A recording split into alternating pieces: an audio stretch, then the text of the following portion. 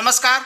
आज हम बात करने वाले हैं इंडियन एयरलाइंस के जहाज IC-814 के बारे में। काठमांडू के त्रिभुवन एयरपोर्ट से टेक ऑफ करके नई दिल्ली के इंदिरा गांधी एयरपोर्ट के लिए रवाना होती।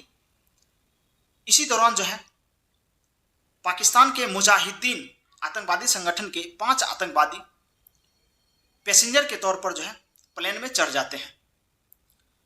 यह प्लेन शाम के 5:30 बजे अपने पायलट देवी शरण एवं को पायलट राजेंद्र कुमार तथा फ्लाइट इंजीनियर अनिल कुमार जागिया के नेतृत्व में टेक ऑफ करती है। 5:30 बजे टेक ऑफ करती है और कुछ ही समय के पश्चात जो है 5 आतंकवादी जिसका संबंध पाकिस्तान के मुजाहिदीन आतंकवादी संगठन से था, ये लोग भी प्लेन में चढ़ जाते हैं पैसेंजर के तौर पर और कुछ ही समय के बाद जो है इन लोगों के द्वारा प्लेन को हाईजैक कर लिया जाता है। अब आपके दिमाग में यह सवाल उठता है कि आखिर इतना सिक्योरिटी चेकअप होने के पश्चात भी ये आतंकवादी किस प्रकार से प्लेन में चढ़ गए। तो देखिए होता क्या है कि जब कभी भी आप कनेक्टिंग फ्लाइट लेते हैं, जैसे ये आतंकवादी जो है ये लाहौर से चढ़े होंगे, लाहौर से काठमांडू और काठमांडू से नई दिल्ली, तो आपका चेकअप जो होता है वो लाहौर एयरपोर्ट पर हो गया होगा। तो जब आप काठमांडू एयरपोर्ट पर आते हैं तो एयरपोर्ट से बाहर जाने की अनुमति आपको नहीं मिलती है, अंदर ही रहते हैं और दूसरा फ्लाइट को वहाँ से आप पकड़ लेते हैं। ठीक है, तो इसी दौरान क्या हुआ कि रिवॉल्वर जो है इसको लाहौर एयरपोर्ट पर ही मिल गया होगा, काठमांडू एयरपोर्ट पर इसका कोई भी चेकिंग नहीं हुआ, इसलिए ये लोग इसका फ़ायदा उठाकर और फिर से ये दूसरा फ्लाइट पकड़ लिए दिल्ली आने के लिए। ठीक है, और इसके पश्चात जो है इन लोगों ने प्लेन को हाईजैक कर लिया। अब जैसे ही प्लेन को हाईजैक किया गया पूरे प्लेन में हड़कंप मच गया और भारत के जो एयर इंडिया अथॉरिटी होता है उसको ये मैसेज मिला कि प्लेन जो है IC-814 हाईजैक हो चुका है। तो भारत सरकार अलर्ट हो गई। कुछ समय के पश्चात दिल्ली के नज़दीक जो है फ्लाइट करीब 1 घंटे के पश्चात जो है दिल्ली के करीब फ्लाइट पहुंच चुकी थी।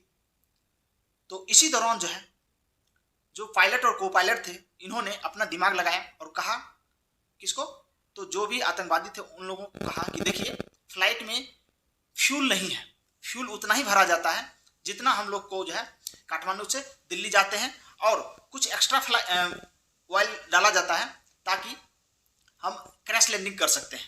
ठीक है, इमरजेंसी के लिए। तो इसके पास सफिशिएंट फ्यूल नहीं है और आतंकवादियों का कहना था इसको जो है कंधार ले जाया जाए, कंधार एयरपोर्ट। मकसद यही था क्योंकि तालिबानी लोग वहाँ रहते थे और तालिबानियों से इनका साठगांठ था, तो पाकिस्तान नहीं ले जाने के लिए सोचे, क्योंकि पाकिस्तान अगर चला जाता तो फिर पाकिस्तान फंस जाता, इसलिए ये सोचे कहाँ कंधार ले जाने के लिए, ताकि सबको लगे कि ये आतंकवादी जो है वो अफगानिस्तान का है। ठीक है, तो पायलट और को पायलट का कहना था यह जो है कंधार नहीं जा सकता है क्योंकि इसके पास इतना फ्यूल नहीं है, हमको दिल्ली में लैंडिंग करना पड़ेगा। तो आतंकवादियों का कहना है कि नहीं, हम दिल्ली में लैंड करने के लिए नहीं देंगे। तब डिसाइड किया गया कि इस प्लेन को अमृतसर एयरपोर्ट पर लैंड किया जाए। अमृतसर एयरपोर्ट को जो वहाँ पर अमृतसर एयरपोर्ट है वहाँ पर लैंड किया जाए। तो वही हुआ, अमृतसर एयरपोर्ट पर लैंड किया गया। अब अमृतसर एयरपोर्ट पर जब लैंड किया गया तो करीब हम लोग को 40-45 मिनट का समय मिला। अगर हम लोग चाहते तो वहीं पर हम लोग जो है उस प्लेन को आतंकवादियों से मुक्त करा सकते थे, हम लोगों के पास उतना समय था। लेकिन इस दौरान जो है हम लोग कुछ सिविलियन को, यानी जितने भी पैसेंजर था, कुछ पैसेंजर की जो है बलिदान देनी पड़ती। सैनिक कार्रवाई के दौरान हम लोग प्लेन को बचा पाते, उसी समय मौका था हमारे पास। उसके बाद क्या हुआ, उतना समय में ना हम फ्यूल डाल पाए उसमें, सिर्फ एयरपोर्ट्स अथॉरिटी और भारत के जो भी वरिष्ठ अधिकारी थे उन लोगों से बात विचार होते रहा। इसी में समय बीत गया और आतंकवादियों ने गुस्सा से कहा कि इस प्लेन को टेक ऑफ करो, ले चलो इसको। तब डिसाइड किया गया इसको लाहौर एयरपोर्ट पे उतारा जाए। तो प्लेन जो है लाहौर की तरफ बढ़ गई। लाहौर के जो एयरपोर्ट्स अथॉरिटी था उन लोगों ने मना कर दिया कि हम जो है लाहौर में प्लेन को लैंड करने के लिए नहीं देंगे, ऐसा उनके द्वारा कहा गया। लाहौर के एयरपोर्ट्स का सभी लाइट्स को ऑफ कर दिया गया ताकि प्लेन यहाँ पर लैंड नहीं कर पाए, लेकिन फ्यूल था नहीं। तो ज़बरदस्ती हाईजैकर्स ने कहा कि इसको जो है किसी भी प्रकार से इसको लैंड करो। तो इन लोगों ने सोचा क्रैश लैंडिंग। जब प्लेन को नीचे लाया गया तो देखा गया एक रोड है, उस रोड पर क्रैश लैंडिंग करवाया जाएगा। फिर से मैसेज आया, कॉल आया एयरपोर्ट्स अथॉरिटी लाहौर के द्वारा, क्रैश लैंडिंग मत करिए, ठीक है, हम आपको जो है लाहौर एयरपोर्ट पर प्लेन को लैंड करने की अनुमति देते हैं। तब जाकर जो है प्लेन को लाहौर एयरपोर्ट पर लैंड करवाया गया, क्योंकि पाकिस्तान को भी पता था अगर क्रैश लैंडिंग हुआ तो हो सकता है मे भी आतंकवादी भी उसमें मारा जाए और जो हमारा मकसद है वो पूरा नहीं हो पाएगा। इसलिए लाहौर एयरपोर्ट पर इसको लैंड करवाया गया और वहीं पर फ्यूल डाला गया। ठीक है, फ्यूल डाला गया। अब रात को 8 बज चुका था, रात हो चुकी थी। अब वहां से फ्लाइट टेक ऑफ किया लाहौर एयरपोर्ट से। आतंकवादियों का कहना था इसको कंधार ले जाया जाए, लेकिन अफगानिस्तान की इतनी बदहाली थी उस समय कि एयरपोर्ट्स में लाइट्स नहीं थी। मतलब नाइट में जो है अफगानिस्तान के एयरपोर्ट जो कंधार एयरपोर्ट था वहां पर लाइट्स नहीं थी और नाइट में जो है कोई भी प्लेन लैंड नहीं कर सकती थी।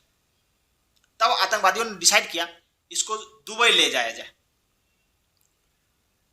दुबई के लिए जो है वहां से प्लेन चल पड़ी और इसको दुबई का जो अल मिन्हाज एयरपोर्ट है वहां पर इसको ले जाया गया। अब रास्ते में क्या हुआ, दुबई जाते वक्त रास्ते में एक दंपति थी जो काठमांडू गए थे घूमने के लिए। ठीक है, अब उनकी क्या हो जाती है, यानी पुरुष की हत्या कर दी जाती है। ठीक है, तो उनका नाम जो था कात्याल, ठीक है, रुपेन कात्याल उनका नाम था। तो रुपेन कात्याल की हत्या कर दी जाती है और उनकी वाइफ भी थी, वाइफ को नहीं मारा गया लेकिन रुपेन कात्याल की हत्या कर दी जाती है। दुबई एयरपोर्ट पहुंचने के पश्चात जो है जितने भी बूढ़े लोग थे, जितने भी मृत तो एक ही थे और जितने भी बीमार थे, कुल 27 लोगों को दुबई एयरपोर्ट पर उतार दिया गया प्लेन से। और जितने भी स्वस्थ लोग थे, क्योंकि खाना वाना भी नहीं मिला था, बहुत को खाने के बिना भी लोग जो है परेशान थे, बीमार हो गए थे, उन लोगों को दुबई एयरपोर्ट पर उतार दिया गया। फिर दुबई एयरपोर्ट से टेक ऑफ की प्लेन कंधार एयरपोर्ट के लिए। कंधार में आकर प्लेन को लैंड करवाया गया और वहां पर जो है तालिबान के आतंकवादियों ने पूरे प्लेन को जो है चारों तरफ से घेर लिया ताकि भारतीय आर्मी के द्वारा कोई भी ऑपरेशन नहीं किया जाए। इससे रक्षा करने के लिए तालिबानियों ने पूरे प्लेन को घेर कर रखा हुआ था। अब भारत के पास ये समस्या उत्पन्न हो गया, आखिर हमारे प्लेन को हाईजैक क्यों किया गया, आतंकवादियों का मांग क्या है, उसको चाहिए क्या। तो उन लोगों ने डिमांड किया कि भारतीय जेल में जो 36 आतंकवादी कैद हुआ है उन सभी को छोड़ा जाए, 36 आतंकवादियों को कैद में से छोड़ा जाए। और एक आतंकवादी था जिसकी मृत्यु भारतीय जेल में हो चुका था, सज्जाद अफगानी को छोड़ा जाए। और इसके पश्चात एक और डिमांड रखा गया, कहा कि 20 करोड़ अमेरिकी डॉलर हमको दिया जाए। ये भारत के सामने 3 डिमांड रखा गया। पहला था 36 आतंकवादी को, दूसरा था सज्जाद अफगानी की लाश को हमको हवाले किया जाए और तीसरा था 20 करोड़ अमेरिकी डॉलर हमको दिया जाए। ये 3 डिमांड जो था वो आतंकवादियों ने रखा। अब इस डिमांड को निगोशिएट करने के लिए उस समय के विदेश सचिव विवेक काटजू एवं आईबी के वरिष्ठ अधिकारी अजीत डोभाल, जो वर्तमान में अजीत डोभाल जो है एनएसए हैं, नेशनल सिक्योरिटी एडवाइजर, उस समय वो आईबी के वरिष्ठ अधिकारी हुआ करते थे। और इसी ऑपरेशन के पश्चात जो है 2004 में, आगे चलकर 2004 में आईबी का जो चीफ होता है, आईबी का जो प्रमुख होता है, उस पोस्ट पर जो है इनको बैठाया गया। यानी अजीत डोभाल जो है आगे चलकर जो है आईबी चीफ बन गए 2004 में, उससे पहले वो वरिष्ठ अधिकारी हुआ। इन दोनों को भेजा गया ताकि निगोशिएट किया जाए, क्योंकि इतनी आतंकवादी को हम लोग नहीं भेज सकते। ठीक है, तो उसके बाद जो है निगोशिएट करने के पश्चात जो है सहमति बनी कि 3 आतंकवादियों को हम छोड़ सकते हैं। यानी ये जो दल जो गया था अफगानिस्तान, कंधार गया था, तो उसमें निर्णय लिया गया कि 3 आतंकवादी को हम लोग छोड़ने का निर्णय किए। ठीक है, अब बहुत बड़ा गलती करने हम लोग जा रहे थे, लेकिन उसमें मजबूरी था हमको कि ये बात हमको मानना ही पड़ा। ठीक है, तो मौलाना मसूद अजहर जो अभी भी पाकिस्तान में खुलेआम घूम रहा है, तो पहला आतंकवादी ये हो गया मौलाना मसूद अजहर को। दूसरा था मुश्ताक अहमद जरगर एवं अहमद सईद शेख। ये 3 आतंकवादी, अहमद सईद शेख, ये 3 आतंकवादी को भारत सरकार ने छोड़ने का निर्णय लिया। अब आगे चलकर देखिए कितना हम लोग को झेलना पड़ेगा कि मौलाना मसूद अजहर को हम छोड़ते हैं। इसके बाद जो है अगले साल 2000 ईस्वी में मौलाना मसूद अजहर ने एक आतंकवादी संगठन की स्थापना कर लेता है जिसका नाम था जैश-ए-मोहम्मद। और जैश-ए-मोहम्मद जो है आगे चलकर 2001 ईस्वी में संसद भवन पर हमला करवाता है। 2008 ईस्वी में जो भारत का जो ताज होटल है उस पर हमला करवाता है। जब हम एक गलती किए, इसके बाद हमको 2 परिणाम देखने को मिला। और अभी भी ये जो है पाकिस्तान में खुलेआम घूम रहा है और हम लोग चाहते हैं कि इसको इंटरनेशनल टेररिस्ट घोषित किया जाए, लेकिन चुट्टा वो चीन जो है जिसके पास वीटो पावर है वो बार बार इसमें जो है टांग अड़ा रहा है और इसको इंटरनेशनल टेररिस्ट घोषित करने नहीं दे रहा है। तो ये बहुत बड़ी समस्या है हम लोगों के पास, क्योंकि वीटो पावर अब हम लोगों के पास है नहीं, इसलिए हम लोग थोड़ा सा कमजोर पड़ जा रहे हैं। आगे हम बढ़ते हैं। इसके पश्चात जो है तीनों आतंकवादियों को लेकर उसमें भारत के विदेश मंत्री जसवंत सिंह कंधार पहुंच गए ताकि प्लेन को छुड़ाया जाए आतंकवादियों से और 3 आतंकवादियों को हवाले किया जाए। अब 24 दिसंबर को प्लेन हाईजैक हुआ था, 6 दिन बीत गया था, 7वां दिन चल रहा था। 31 दिसंबर को जो है ये आतंकवादी को सौंपा गया और प्लेन को वहां से छुड़ाया गया। तो 31 दिसंबर को प्लेन जो है भारत के लिए रवाना हो गई। इस प्रकार से हम देखते हैं कि भारतीय प्लेन IC-814 को किस प्रकार से आतंकवादियों के द्वारा हाईजैक कर लिया गया और उसके बदले हम लोग को जो है 3 महत्वपूर्ण आतंकवादियों को छोड़ना पड़ा।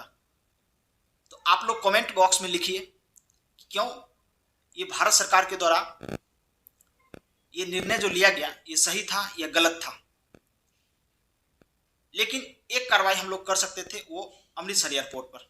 और भारत सरकार ने कहा था दुबई सरकार को कि हम चाहते हैं कि सैनिक कार्रवाई किया जाए। तो दुबई सरकार ने कहा था देखिए जब आपके पास मौका था आप नहीं किए, लेकिन हम अपने देश में क्यों करने दें। ये दुबई सरकार ने बोला था भारत सरकार को। ठीक है, मिलते हैं अगले वीडियो में एक महत्वपूर्ण टॉपिक के साथ। तब तक के लिए जय हिंद।